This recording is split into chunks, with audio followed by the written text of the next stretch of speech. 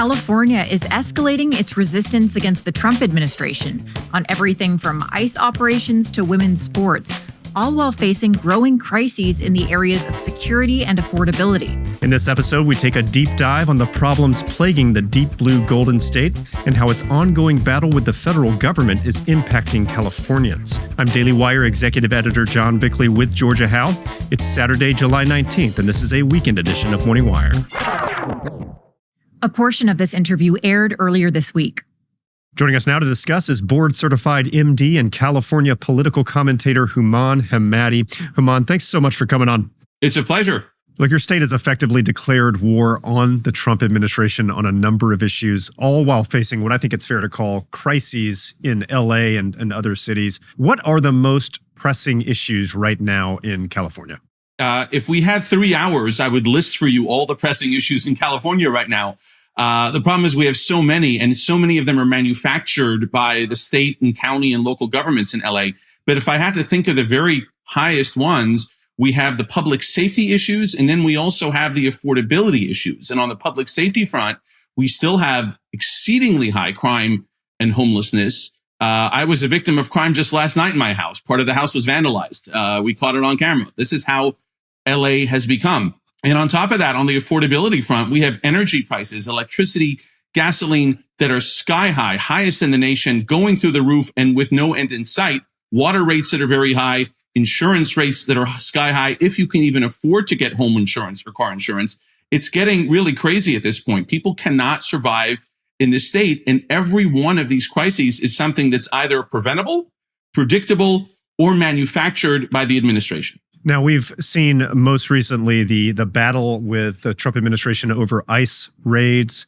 This has definitely taken the sort of lion's share of the media coverage. We have Trump actually giving ICE a green light to respond to, he calls them the thugs, attacking agents using whatever means is necessary. That's from Trump. How are city and state officials responding to this escalation of violence against ICE? Look, when you look at Los Angeles City, LA County, much of the state overall, you have city leaders like, Mayor Karen Bass. You've even got Gavin Newsom. You've got vice mayor of a tiny town called Cudahy, who are openly calling for people to resist ICE. And they're using vilifying terms, fighting terms. The vice mayor of Cudahy actually asked for gang members to come out and fight them in the streets in no uncertain terms. Now that your hood's being invaded by the biggest gang there is, there ain't a peep out of you. So they've declared open war on federal officers who are really there enforcing federal law and doing their jobs. Is it aggressive? Absolutely. Is it in their face? Absolutely. Is that avoidable? Yeah, it would have been had the state and local officials simply cooperated with federal officials and done what they used to do back in the day, not so long as 15, 20 years ago, which is to allow federal officers to come into the prisons and jails and actually take people who are criminal, illegal immigrants and detain them and ultimately deport them. They stopped cooperating a while back. And as a result, the federal officers have to do their jobs nonetheless and go into the field and identify and apprehend these individuals. This obviously makes it a lot more messy, but all of that is avoidable had they just done what they used to do in the past. Now, front and center in this conflict is LA Mayor Karen Bass. She is tweeting nonstop about this, even on the 4th of July, saying we would be, celebrating the 4th of July if not for these tyrannical ICE raids effectively. We've had new reports that she's maybe providing cash cards for illegal immigrants, and she says openly that she is directing government resources to illegal immigrant families in the face of the ICE raids. What do we know for sure about her handling of the standoff with ICE? Yeah, it's very clear. First, in terms of the cash cards, she made it very clear in plain English that she is going to be distributing hundreds of dollars in cash to illegal aliens who are impacted by ICE. And what she means by impacted are people who won't leave their homes, won't go to work because of fear of apprehension, arrest, and deportation. And so that means basically everyone qualifies. And she's going to be issuing credit cards that have cash on them. So debit cards, basically, loaded with cash, hundreds of dollars a piece, if not more over time. I think she's partnering with that organization called Chirla, which is an NGO, but it's government funded, that happened to have actually helped organize the riots against the ICE officers.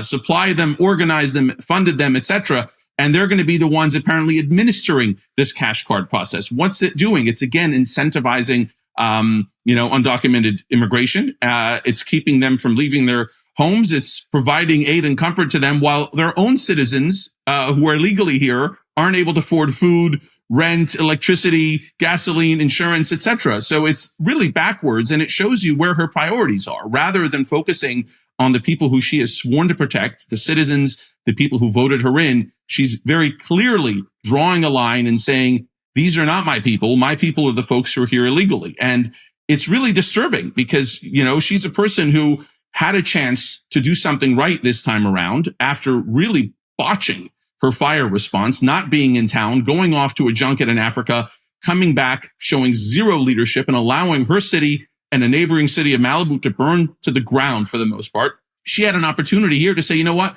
We're going to do the uncomfortable thing of cooperating with federal officers, allowing them to do their job, but to do so in a peaceful, organized manner.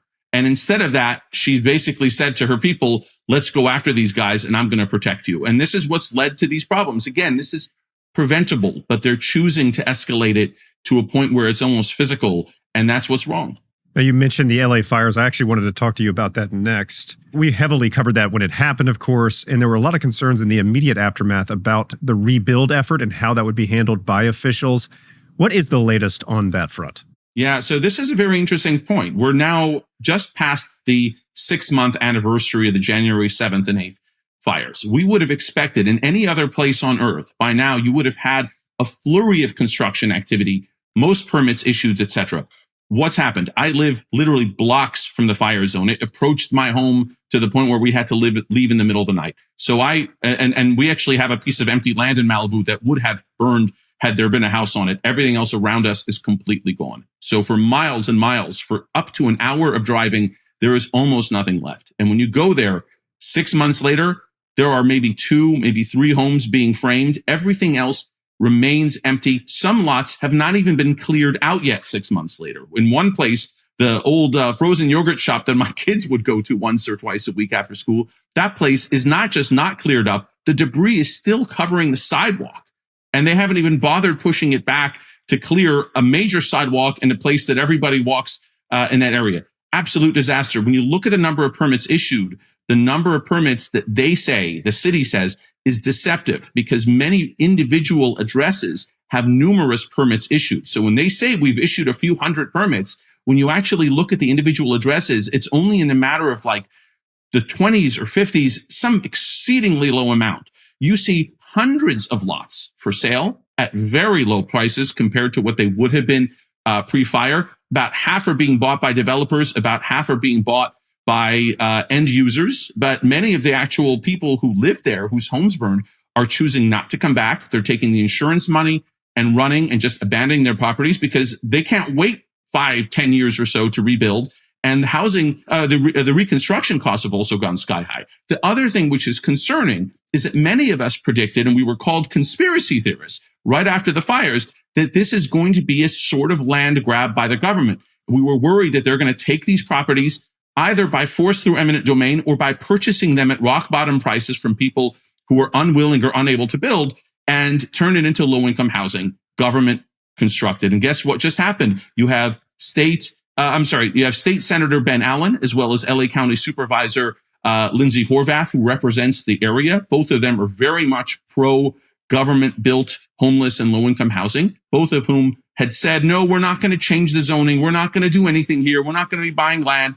Guess what just happened? This last week, they held a town hall. They had the results of their independent Blue Ribbon Commission, which is really made up of their own people. And they said, because of what the Blue Ribbon Commission said, we are going to impose bonds that are going to be financed via future property taxes from the burned out lots. We're going to use the bond money to build a land bank to purchase properties from people who no longer have the means or the desire to rebuild, which means people who just can't afford it and are fed up with the permitting process that they're deliberately slowing down. We will buy that land and we'll use taxpayer money to build affordable homes that then people can lease back. And around that same time, Gavin Newsom authorized over $100 million for the construction of low-income housing in those kinds of areas. That's not a coincidence. And guess what? Some of that low-income housing, the fine print says has to go to people who have recently been in prison, people who've been in mental institutions recently. This is a disaster. Pacific Palisades was one of the last quiet, peaceful, beautiful, untouched, mostly single-family neighborhoods in all of LA. People went there because they wanted their kids to be able to walk to school safely, to play outdoors safely, to not have noise and crime, etc. And now you know what they're planning to do. They're really pushing this densification and the low-income housing and the government-built and government-owned housing on them. And that's really going to spell disaster for that area. The roads simply can't even handle that much density. There's only one street in and out of the Palisades. That's Sunset Boulevard, 2 lanes in each direction. It's already been so gridlocked that when the fires occurred, the people couldn't get out and the fire trucks couldn't get in. And you may remember those images of them having to bulldoze abandoned vehicles out of the way so the fire department could come in. Imagine now adding, 3, 5, 10 times more people to the same area. It's incapable of accommodating them just with respect to the traffic, and good luck putting in a bus line there. It's really a fantasy in terms of them that this is somehow going to work out nicely. But again, it fulfills what they want, which is a government ownership of land and government built rental properties. Well, like you said, 6 months ago, this was a conspiracy theory. Some elements of this look like they're coming true. Final question, where do you see the battle, the standoff with the Trump administration going in the next few months? Is there any sense of California giving in on any of these issues that they've really dug in on, or is this going to continue? Look, I think there's zero chance that California, especially Gavin Newsom and Karen Bass, will give in. And here's why. They have politicized this issue. They mistakenly believe that they're going to score points against the Trump administration by showing that they are the force of resistance. And when you look at the Democrats in general, what have they become? They have become the anti-Trump party. They don't really have necessarily a positive platform. They're not saying we have something to offer you. All that they've been offering lately since the election has been, we oppose everything that Trump does. And so with Newsom very obviously planning a 2028 presidential run, and with Bass coming up for re-election in another couple years or less, they're both seeing this as an opportunity to define themselves as the anti-Trump resistance candidate. And as a result of that, there's no chance they're going to back down. The moment Newsom backs down, he loses his only card to play in the presidential election. And so he's going to double down, triple down on this. And you're going to see Bass doing exactly the same. And ultimately, that's going to harm the Californians and the LA residents. And it's going to create more havoc, cost the citizens a lot more, and create unnecessary disruption across the board. A lot going on in your state. While Gavin Newsom, like you said, is on the road, even going into the deep south on this sort of pseudo campaign trail. Thanks so much for taking the time and talking with us today. It's a pleasure. Thanks for having me. That was California political commentator Houman Hemmati, and this has been a weekend edition of Morning Wire.